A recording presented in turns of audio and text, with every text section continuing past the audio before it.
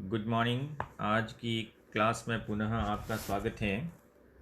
बुद्धि के सिद्धांत पढ़ते पढ़ते अंतिम बिंदु तक आ चुके हैं, तो बुद्धि के सिद्धांत हम आज पूरे करेंगे। 2 सिद्धांत बाकी रहे हैं, बाकी तो इसके कई सिद्धांत हैं। कन्फ्यूज़न भी आपके दिमाग में आ रहे होंगे, लेकिन एक ध्यान रखें, किसी भी गाइड को ऑथेंटिक बुक ना माने। किसी स्कूल की, किसी राजस्थान बोर्ड की किताब, केंद्रीय शिक्षा बोर्ड की किताब या UP board, Himachal board, MP board, इनकी बुक से वो ऑथेंटिक हो सकती है, लेकिन गाइड कितनी भी अच्छी हो, हम ऑथेंटिक नहीं मानते। पहली चीज़ ये समझ लें। कुछ गाइड्स हैं वो किसी बिंदु को इतना रोचक बनाने के लिए अपनी तरह से भी कुछ पॉइंट्स डाल रहे हैं, ये भी अच्छा नहीं है। कुछ चीज़ें ऐसी है जो सुनने में रोचक लगती है लेकिन इतनी सही नहीं होती। तीसरी बात, मनोविज्ञान का कोई सिकंदर नहीं है, जिसकी जैसी सोच वैसा ही प्रश्न का उत्तर देगा, लेकिन जो फैक्ट है वो तो फैक्ट ही रहेंगे, उसका कोई उत्तर नहीं बदलता है। बात करते हैं बुद्धि के सिद्धांतों की। तो बुद्धि के सिद्धांत हम पढ़ चुके थे हार्वर्ड गार्डनर तक। तो हमने कहा था बुद्धि के सिद्धांतों का वर्गीकरण किया गया है। बुद्धि के सिद्धांत कितने प्रकार के होते हैं? तो बुद्धि के सिद्धांतों का वर्गीकरण ये इम्पोर्टेंट है, याद रखना है, क्योंकि प्रश्न इसमें से जो पूछा जाएगा वो किस प्रकार से पूछा जाएगा उसकी चर्चा करेंगे। बुद्धि के जितने भी सिद्धांत हैं उनका वर्गीकरण 2 तरीके से किया जा सकता है। किस प्रकार से वो समझ लें। बुद्धि के सिद्धांत है, अभी तक जितने भी पढ़े हमने हार्वर्ड गार्डनर तक, वह सिद्धांत क्या कहते हैं उसको समझे। बुद्धि क्या है? हार्वर्ड गार्डनर तक का जो सिद्धांत, लगभग 10 सिद्धांत पढ़े, वह क्या मानते हैं? बुद्धि को मानसिक योग्यताओं का समुच्चय मानते हैं। मतलब एक बुद्धि के सिद्धांत क्या मानते हैं? बुद्धि क्या है? बुद्धि मानसिक योग्यताओं का समूह है।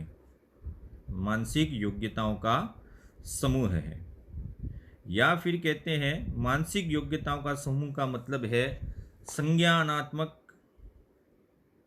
एक व्यक्ति है, वह किस प्रकार संज्ञानात्मक योग्यताएं रखता है। संज्ञानात्मक योग्यताएं।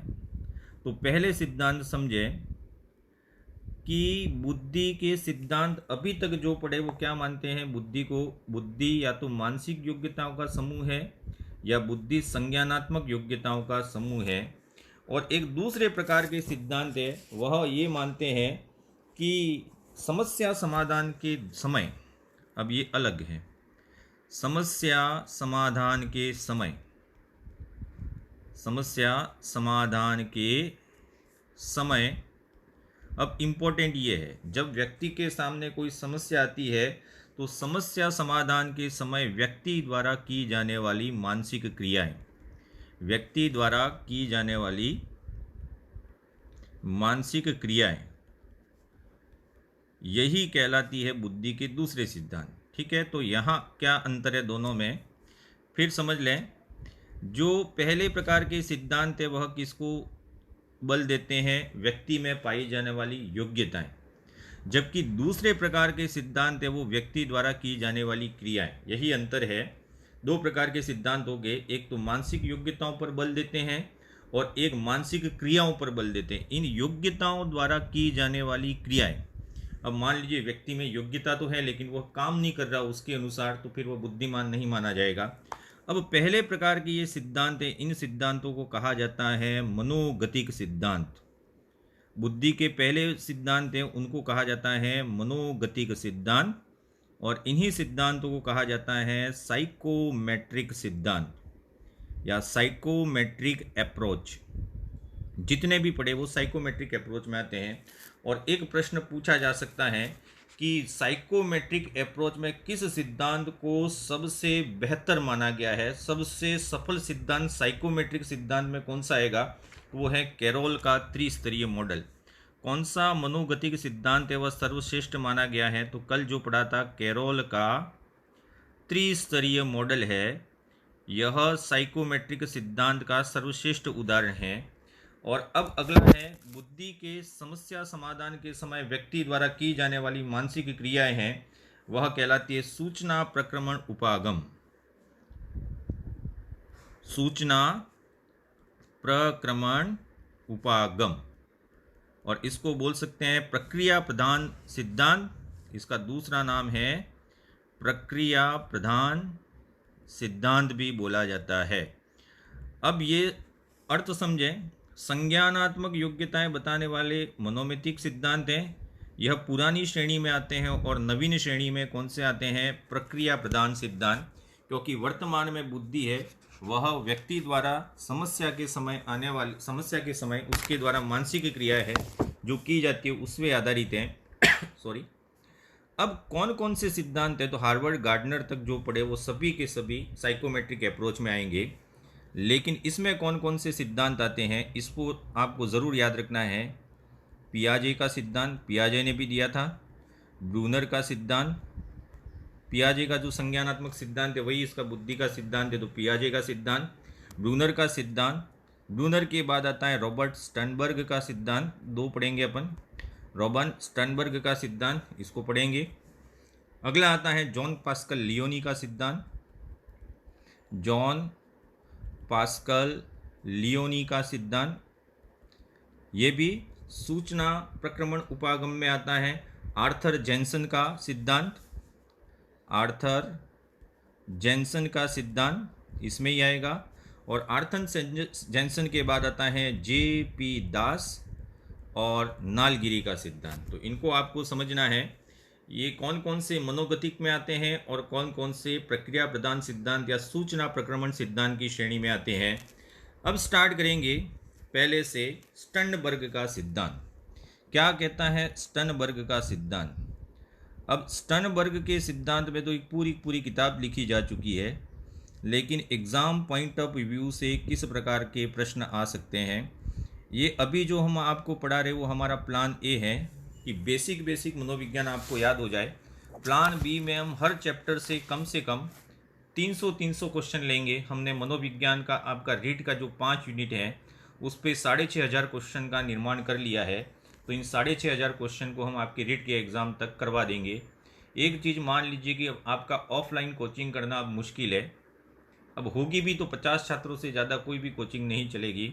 तो ऑनलाइन जितना भी ज्ञान मिल सके लूट लें एक बार और अपने दिमाग में डाल दें। स्टर्नबर्ग का सिद्धांत है वह उसने अपनी एक पुस्तक थी बियॉन्ड आईक्यू, उसने जो पुस्तक लिखी थी उसका नाम था बियॉन्ड आईक्यू। अब देखिए इस पुस्तक को मैंने पढ़ा है, ठीक है ना, इसलिए हम उस पुस्तक में क्या लिखा है उसकी ही बात करेंगे। बियॉन्ड आईक्यू, इस पुस्तक में अपने इस सिद्धांत का प्रतिपादन किया था और बियॉन्ड आईक्यू में उसने अपने सिद्धांत को 2 नाम दिए थे, त्रितंत्र सिद्धांत या इसी को कहा जाता है त्रिचापीय सिद्धांत। त्रितंत्र सिद्धांत और त्रितंत्र सिद्धांत के साथ साथ इसी को एक नाम दिया गया है त्रिचापीय सिद्धांत, ठीक है। तो इन दोनों को नाम है वह आपको याद रखने हैं। त्रितंत्र, त्रिचापीय, त्रिस्तरीय नहीं है, त्रिस्तरीय कैरोल का हो जाएगा। और त्रितत्व, त्रि वाले कितने हो गए वो समझ लें। एक तो है त्रितत्व सिद्धांत, स्पीयरमैन ने दिया। त्रिस्तरीय सिद्धांत कैरोल ने दिया। त्रितंत्र सिद्धांत, त्रितंत्र या फिर बोल सकते हैं त्रिचापीय सिद्धांत। तो त्रिचापीय सिद्धांत है वह किसने दिया था? स्टर्नबर्ग ने दिया था, रॉबर्ट स्टर्नबर्ग ने। तो ये त्रि वाले हैं जितने भी सिद्धांत, इसके बारे में आपको याद रखना है। रॉबर्ट स्टर्नबर्ग ने अपने जो बुद्धि के सिद्धांत है उसको किस प्रकार से परिभाषित किया तो उसको समझें। पर्यावरण के प्रति अनुकूलन तथा अपने उद्देश्यों की पूर्ति हेतु पर्यावरण के कुछ पक्षों का चयन करना और उसमें परिवर्तन कर देना। अब समझें, एक व्यक्ति है, उसके कुछ उद्देश्य हैं। एक व्यक्ति हो गया, इसने अपने कुछ उद्देश्य निर्धारित किए कि किस प्रकार से उसे कार्य करना है और अपने उद्देश्य पूरा करने के लिए उसे कहीं कहीं पर्यावरण का सहारा लेना पड़ता है। अब ये पर्यावरण किसी भी प्रकार का हो सकता है। तो अपने उद्देश्यों की पूर्ति के लिए पर्यावरण के प्रति अनुकूलन, या तो खुद डल जाए पर्यावरण के प्रति अनुकूलन, या फिर इस पर्यावरण के कुछ पक्षों का चयन करे। देखो पूरा समझना है, पूरे पर्यावरण को नहीं बदल सकता व्यक्ति। पहला समझें, एक व्यक्ति के जो भी उद्देश्य हैं, इसी उद्देश्य को बोला गया है, समस्या बोला गया है। या उसके सामने कोई ऐसी सिचुएशन आती है, तो या तो वह पर्यावरण के प्रति अनुकूलन करेगा, जैसा पर्यावरण है वैसा बनने की कोशिश करेगा, या फिर पर्यावरण के कुछ पक्षों का चयन करेगा। वो कुछ पक्षों का चयन करके उस पक्षों में क्या करने की कोशिश करेगा, परिवर्तन करने की कोशिश करेगा। यही कहलाता है त्रितंत्र सिद्धांत। समझ गए? व्यक्ति अपने उद्देश्यों को पूरा करने के लिए या तो पर्यावरण के प्रति अनुकूलन करता है, या फिर पर्यावरण के कुछ पक्ष ऐसे जो उसके सीमाओं के अंतर्गत आते हैं, उन पक्षों का चयन करके उन पक्षों में परिवर्तन, यानी कि पर्यावरण के प्रति अनुकूलन भी करता है और पर्यावरण में परिवर्तन भी कर सकता है, लेकिन पर्यावरण के कुछ पक्षों का ही अनुकूलन या परिवर्तन कर पाएगा। और इन्हीं को देखते हुए उन्होंने बुद्धि के 3 घटक बताए, यानी कि बुद्धि के 3 तंत्र बताए, जिसमें सबसे पहला आता है घटकीय बुद्धि। देखिए क्या क्या काम करती है और किस प्रकार से इसके कई नाम दिए गए, उसको समझे। घटकीय बुद्धि क्या होता है? तो जब भी उसके सामने कोई समस्या आती है, तो वह समस्या आने पर सूचनाओं का विश्लेषण करता है। घटकीय बुद्धि का संबंध किससे है? तो पहला है समस्याओं का विश्लेषण करना, घटकीय बुद्धि का ही कार्य है। या फिर उन समस्याओं के बारे में आलोचनात्मक ढंग से सोचना, आलोचनात्मक ढंग से सोचना। अब इसका अर्थ क्या है कि व्यक्ति के सामने जब भी कोई समस्या आई, तो उसके धनात्मक बिंदुओं के बारे में भी सोचता है और ऋणात्मक बिंदुओं के बारे में। अगर ऐसा करूँ तो क्या होगा और ऐसा करूँ तो क्या होगा। तो सूचनाओं का विश्लेषण करना और उसके नेगेटिव एस्पेक्ट के बारे में भी सोच लेता है कि ऐसा करने से ऐसा हो सकता है, तो इस पॉइंट को अवॉइड कर देना है। तो सबसे पहले प्रकार की बुद्धि होती है घटकीय बुद्धि। इसका क्या काम है वो समझ लें। केवल सूचनाओं का विश्लेषण करना या आलोचनात्मक ढंग से व्यक्ति का सोचना, और इसी को एक नाम दिया था विश्लेषणात्मक बुद्धि। घटकीय बुद्धि को ही दूसरा नाम दिया था विश्लेषणात्मक बुद्धि। तो स्टर्नबर्ग ने भी बुद्धि के 3 प्रकार बता दिए। तो पहली बुद्धि कौन सी हो गई? विश्लेषणात्मक बुद्धि हो गई। अब इससे क्या काम करता है? तो यह घटकीय बुद्धि वो किससे संबंधित होती है? घटकीय बुद्धि संबंधित होती है ज्ञानार्जन से, ज्ञानार्जन से इसका संबंध होता है। दूसरा होता है योजना निर्माण से। देखो प्रश्न हम देते हैं, आप आज टेस्ट होगा तो उसमें हर पॉइंट को ध्यान रखना है। घटकीय बुद्धि सूचनाओं का विश्लेषण करती है, आलोचनात्मक ढंग से सोचती है। इसका संबंध किससे होता है? ज्ञानार्जन से होता है। इसका संबंध किससे होता है? योजना निर्माण से होता है। आप कोई प्लान बनाएंगे आलोचनात्मक ढंग से सोच के, सूचनाओं का विश्लेषण करके, और फिर अपनी योजना को एग्जीक्यूट करेंगे। मतलब इसका संबंध किससे होता है? निष्पादन से भी होता है। तो घटकीय बुद्धि के इतने पॉइंट्स आपको याद रखने हैं। इसका संबंध किससे होता है और इसमें किया क्या जाता है, तो इतना कार्य किया जाता है। तो पहली बुद्धि होगी घटकीय बुद्धि। मैं वापस लिख देता हूँ, घटकीय बुद्धि। इसी घटकीय बुद्धि को किस नाम से जाना गया था? विश्लेषणात्मक बुद्धि। तो स्टर्नबर्ग के अनुसार बुद्धि के कितने प्रकार है? 3 प्रकार के। घटकीय बुद्धि को ही क्या नाम दिया? विश्लेषणात्मक बुद्धि नाम दिया। अब घटकीय बुद्धि के बाद दूसरा उसने बताया अनुभाविक बुद्धि। अनुभाविक बुद्धि, अनुभाविक बुद्धि का अर्थ क्या हुआ? तो यहाँ शब्द से ही समझ गए होंगे। अनुभाविक बुद्धि का मतलब है यहाँ पे पूर्व अनुभव है, उनसे लाभ उठाकर अनुभव, ठीक है ना। अनुभव कैसे हैं? पूर्व अनुभवों से लाभ उठाकर, पूर्व अनुभवों से लाभ उठाकर। अब आप क्या करेंगे? पूर्व अनुभवों से लाभ उठाकर बैठना नहीं है, पूर्व अनुभवों से लाभ उठाकर मौलिक समाधान खोजना, मौलिक समाधान खोजना। अब मौलिक समाधान का मतलब क्या हुआ? बिल्कुल अलग समाधान खोजते हैं। इसका मतलब यह क्या हो गया? अनुभाविक बुद्धि हो गया। अब इसी बुद्धि को रॉबर्ट स्टर्नबर्ग ने कहा था सृजनात्मक बुद्धि, सृजनात्मक बुद्धि कहा था अनुभाविक बुद्धि को। यहाँ सृजनात्मक बुद्धि क्यों कहा गया? तो यहाँ मौलिक शब्द आया और मौलिकता का संबंध किससे है? सृजनात्मकता से है। तो अनुभाविक बुद्धि क्या करती है? पूर्व अनुभवों से लाभ उठाने की क्षमता है, और इसी को सृजनात्मक बुद्धि के नाम से जाना गया है। तीसरे प्रकार की बुद्धि का नाम दिया उसने सांदर्भिक बुद्धि। सांदर्भिक बुद्धि ये तीसरा घटक है और इसी को उसने नाम दिया था व्यावहारिक बुद्धि। देखो, घटक और बुद्धि में अंतर है, ठीक है।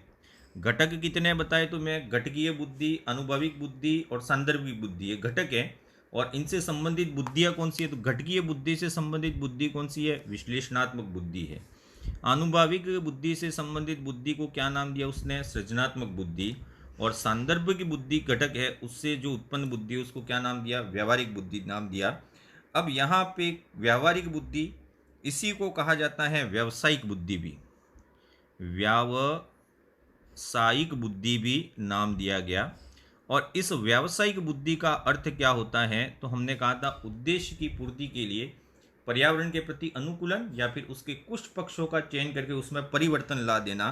तो अपनी आवश्यकता अनुरूप पर्यावरण में परिवर्तन करना, अपनी आवश्यकता अनुरूप पर्यावरण में परिवर्तन करना। तो अपनी आवश्यकता अनुरूप पर्यावरण में व्यक्ति अगर परिवर्तन कर दे तो परिवर्तन करने पर यह बुद्धि क्या कहलाएगी, सांदर्भिक बुद्धि। और यही होती है व्यावहारिक बुद्धि, मतलब आपके व्यवहार पक्ष से कौन सी बुद्धि संबंधित है, स्टर्नबर्ग के अनुसार सांदर्भिक बुद्धि संबंधित है। तो इस बुद्धि को भी आपको याद रखना है। अब ये हो गया आपका रॉबर्ट स्टर्नबर्ग का सिद्धांत। बुद्धि के कितने प्रकार बताए, तो 3 प्रकार बताए। अब ये 3 प्रकार में लिख देता हूँ। बुद्धि के प्रकार पूछे स्टर्नबर्ग के अनुसार तो बुद्धि यही है, यही नाम याद रखना है, विश्लेषणात्मक बुद्धि। दूसरा बुद्धि का नाम दिया था वह है सृजनात्मक बुद्धि। और तीसरे प्रकार की बुद्धि का नाम दिया था उसने व्यावहारिक बुद्धि। बुद्धि पूछे तो ये 3 है, और घटक पूछे तो घटकीय बुद्धि, अनुभविक बुद्धि और सांदर्भिक बुद्धि। ये तीनों बुद्धियाँ इन तीनों ही पॉइंट से संबंधित है, तो आपको बिल्कुल याद रखना है। अब बुद्धि का अगला मॉडल है आपका, वह है बुद्धि का पास मॉडल। बुद्धि का पास मॉडल। और बुद्धि का पास मॉडल किसने दिया, ये पास शब्द है वो PASS से बना है। PASS इसका पूरा हिंदी में नाम होता है, अंग्रेजी में भी व्याख्या करेंगे।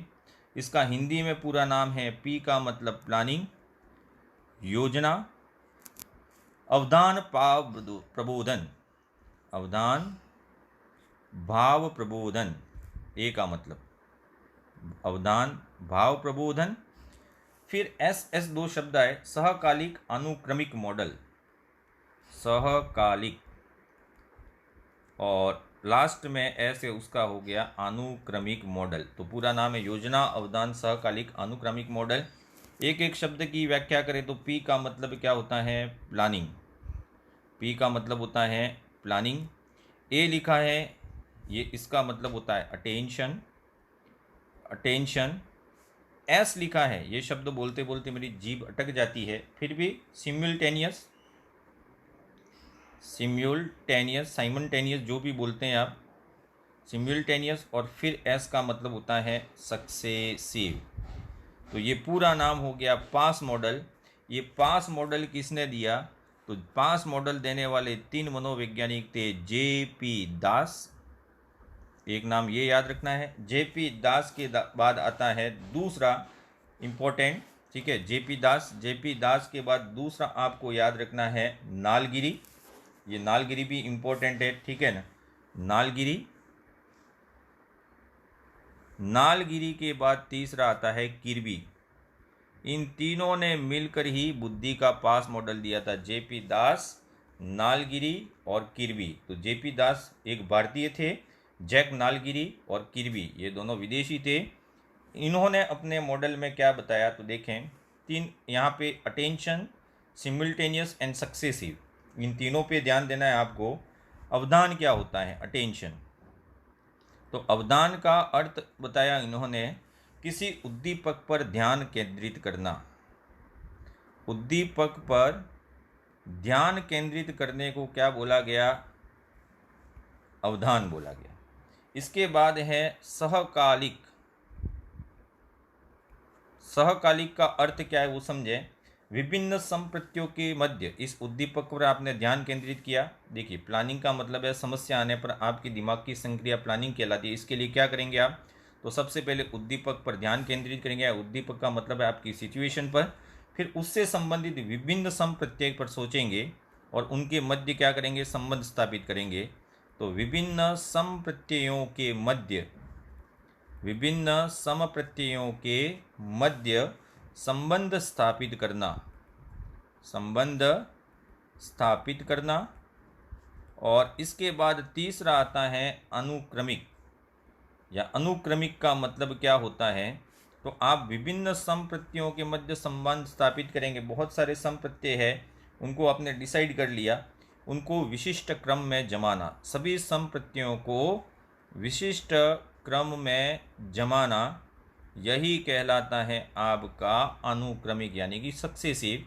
तो अवधान क्या होता है, सहकालिक क्या होता है, अनुक्रमिक क्या होता है, ये प्रश्न पूछा गया है। सहकालिक क्या होता है, इसी को इस प्रकार से पूछा गया था, ये ध्यान रखें।